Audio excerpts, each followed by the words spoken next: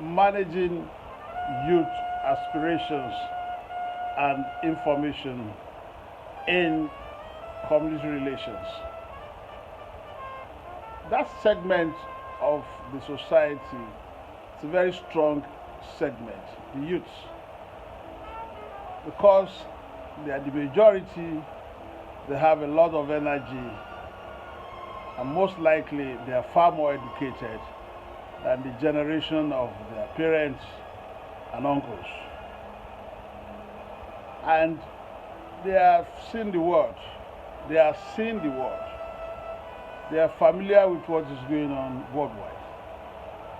So when you set up a business in their community, they know what some of their parents don't know. And they know what you're expected to do for them. But also, they don't know the operations of a business. All what they assume is that the company should have enough money to take care of them. I sympathize with some businesses, for instance. When they set up, the next thing is the elderly will expect such businesses to settle them. The youth will also expect such businesses to settle them. Settlement in Africa means give them something, whether they work or not, in return. It doesn't work that way. Businesses operate on budget, profit and loss. And what that means is that you cannot just dip your hand into the business fund and dash it out. Some of these youths don't have any skill or training, so many of them are not employable.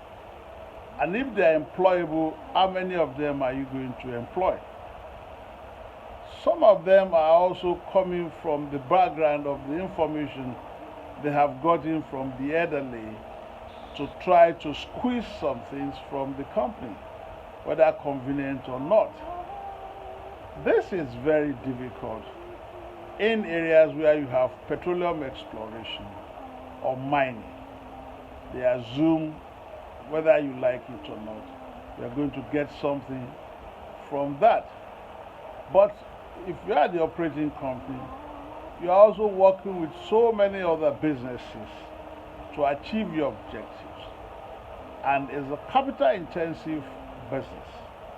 So to manage such youth, you have to be able to identify where and who they are and be able to make them to come up with an organogram of people you are to work with, the leadership structure, acceptable leadership structure. Otherwise, you'll be working on a landmine. Different sets of them will present different leaders to you. And such leaders should also be acceptable to the community or their parents and the head of the community.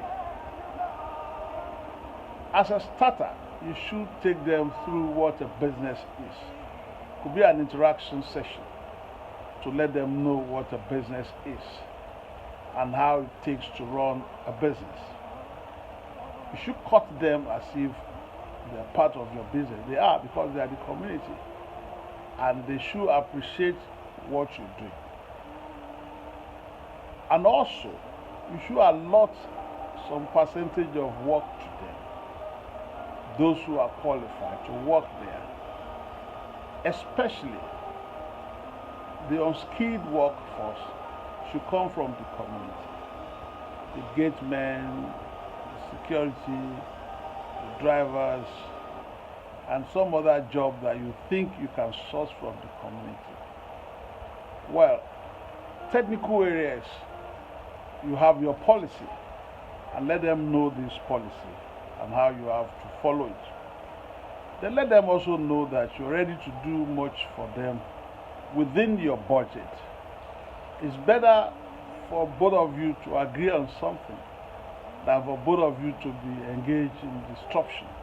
Let them know directly or indirectly that if the company can function well, there is no doubt that both of you will benefit.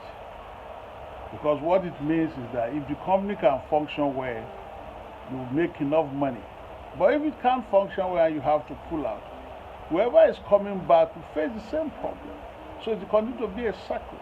So let them know that it's better to work with you now than to have problems and begin to look forward to another person they will work with that they don't know. Don't be too rigid, but you have to be professional in your negotiation. Let them know what you can do and what you cannot do. Don't pretend about no. If it is no, let them know it is no. And let them know where it is yes. From community to community, you're going to meet different sets of youth. Some from well-groomed homes, some from homes that you cannot vouch for. But that is the structure of society. We are not all the same. In all of that, you have to be able to deal with it or manage it. That is why you're a manager. Now, when you have disruptions in operations of business in community, whether the youths are involved or not, they're always in the midst of it. But they have a lot of energy and they are cajoled to be part of it because they assume that whatever you are getting it on their land, and as an extension is part of their feature. But follow international standards in community relations and corporate social contributions so that it won't look like if you're taking advantage of them. If they find out what is done in another client, if you follow international standards, it will be easy for you.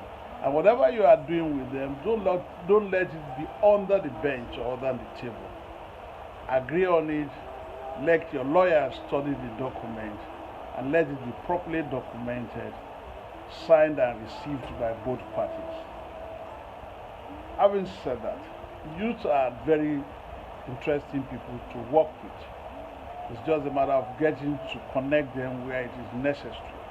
And you can achieve this by also getting people who are used to working with them to work with you to achieve your corporate objectives. If you have not subscribed to this channel, please do like and share.